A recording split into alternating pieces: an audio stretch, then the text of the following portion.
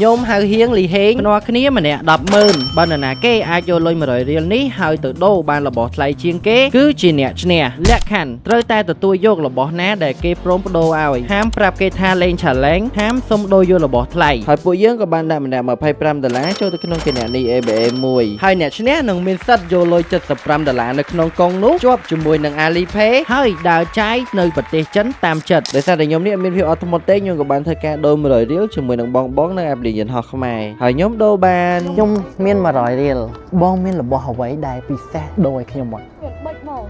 បានអត់មានអីលេសហ្នឹងអត់មានតែបិចឲ្យស្កត់អញ្ចឹងបិចហ្នឹងតម្លៃប៉ុន្មានខ្ញុំគិតថាប្រហែល2000ឯណា2000ឡាយ2000រៀលទេបងបាទតោះបងដូរមួយបិចអូខេអ្នកគ្នាអញ្ចឹងខ្ញុំដូរបាត់បិចតម្លៃ2000រៀលកាលពីខ្ញុំធ្លាប់ទៅដើរលេងចិនលើកមុនណាអ្វីដែលខ្ញុំចាប់អារម្មណ៍ពីការចាយលុយរបស់គេនោះគឺថានៅនោះគឺគេប្រើតែ QR ឯងហើយខ្ញុំនេះចេះដឹងខ្លួនមុនខ្ញុំក៏បានធ្វើការបង្កើត Alipay ហើយភ្ជាប់ជាមួយនឹងកាតនិមិត្ត ABA ពួកយើងក៏បានធ្វើដំណើរទៅកាន់ប្រទេសចិននៅទីក្រុងឈិនចិន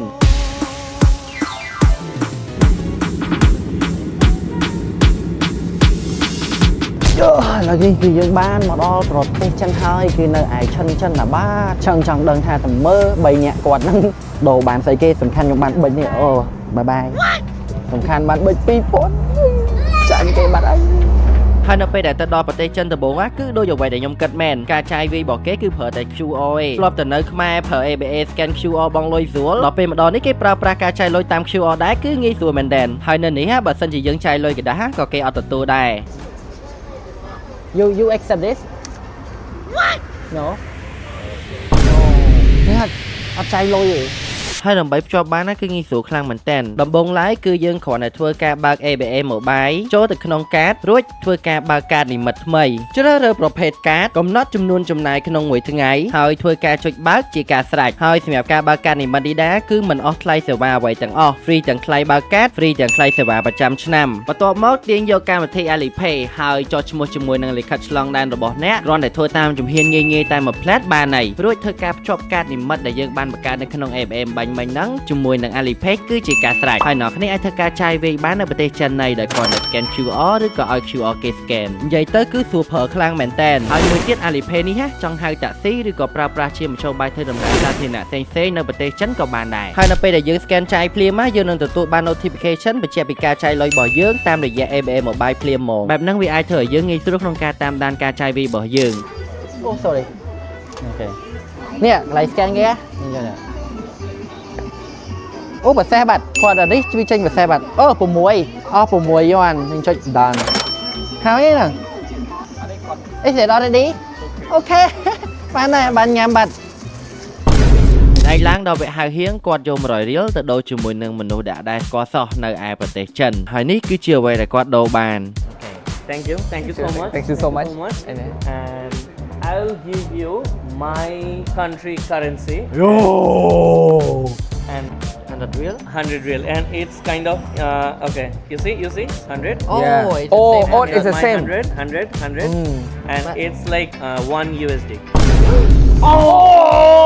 ដុល្លារអញ្ចឹងហៅហៀងគឺឈ្នះខ្ញុំអីខ្ញុំចាញ់ហៅហៀង2000រៀលឯកឡើងអញ្ចឹងគឺសតតែលីហេម្នាក់ទៀតទេហើយលីហេក៏បានយក100រៀលទៅដូរជាមួយនឹងបងស្រីចិនម្នាក់ Wait this one Yeah this dinosaur Yeah what it mean in Chinese Yes in Chinese language what is it 恐龙 ខុងឡុង Yes ខុងឡុងអូអញ្ចឹងគាត់ចាប់អារម្មណ៍ចង់ដូរជាមួយនឹង dinosaur អ្នកទាំងអស់គ្នាខុងឡុង how much is that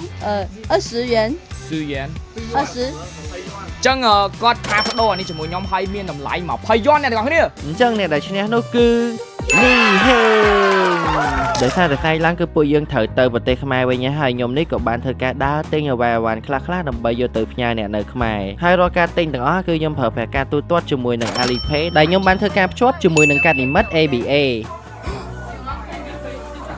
ងាយស្រួលខ្លាំងមែនទេបាទ ស្អែកឡើងលីហេងក៏បានយកលុយដែលឈ្នះហ្នឹងយកទៅទិញរបស់របរកដោផ្ញើអ្នកនៅប្រទេសខ្មែរហើយគាត់ក៏បានធ្វើការទូទាត់តាម Alipay ដែរនិយាយទៅគាត់បានភ្ជាប់ ABA Mobile ជាមួយនឹង Alipay នេះហើយការចាយវាយនៅប្រទេសចិនគឺងាយស្រួលខ្លាំងមែនតើបើសិនអ្នកគ្នាមានដំណើរកំសាន្តមកកាន់ប្រទេសចិនអីកុំភ្លេចធ្វើការភ្ជាប់កាតនិមិត្ត ABA ជាមួយនឹង Alipay ផងអូខេអ្នកគ្នាអញ្ចឹងបើសិនជាមានកម្រងធ្វើការដើរលេងទៅកាន់ប្រទេសចិននៅថ្ងៃអនាគតកុំភ្លេចធ្វើការភ្ជាប់ ABA ជាមួយនឹង Alipay ដើម្បីធ្វើការចាយវាយដោយងាយស្រួលហើយដើម្បីធ្វើការភ្ជាប់ Alipay ជាមួយនឹង ABA គឺងាយស្រួលខ្លាំងមែនតើដំបូងឡើយគឺយើងគ្រាន់តែធ្វើការបើក ABA Mobile ចូលទៅក្នុងកាតរួចធ្វើការបើកកាតនិមិត្តថ្មីជ្រើសរើសប្រភេទកាតកំណត់ចំនួនចំណាយក្នុងមួយថ្ងៃហើយធ្វើការចុចបើកជាការស្រេចហើយសម្រាប់ការបើកកាតនិមិត្តនេះដែរគឺមិនអស់ថ្លៃសេវាអ្វីទាំងអស់ free ទាំងថ្លៃបើកកាត free ទាំងថ្លៃសេវាប្រចាំឆ្នាំបន្ទាប់មកទាញយកកម្មវិធី Alipay ហើយចុះឈ្មោះជាមួយនឹងលិខិតឆ្លងដែនរបស់អ្នកគ្រាន់តែធ្វើតាមជំហានងាយៗតែមួយផ្លែតបានហើយរួចធ្វើការភ្ជាប់កាតនិមិត្តដែលយើងបានបង្កើតនៅក្នុង ABA បាញ់មិញហ្នឹងជាមួយនឹង Alipay គឺជាការស្រេចហើយបើអ្នកគ្នាធ្វើការចាយវាយអត់លើសពី200 យន់ទេគឺអត់មានកាត់ថ្លៃសេវាអីទាំងអស់អ្វីដែលសំខាន់ Alipay នេះធ្វើការកាត់លុយដោយប្រើ QR ដូចជាមួយនឹង ABA KXQR អញ្ចឹងគឺងាយស្រួលខ្លាំងមែនទែនអរគុណអ្នកនរគ្នាដែលបានតាមដានទស្សនាវីដេអូមួយនេះមកដល់នាទីនេះហើយបើអ្នកគ្នាមើលមកដល់នាទីមួយនេះកុំភ្លេចខមមិនថាសុភារាជកម្ពុជាតស៊ូអស់ចាមហាលោតផ្លោះមានកដោឲ្យ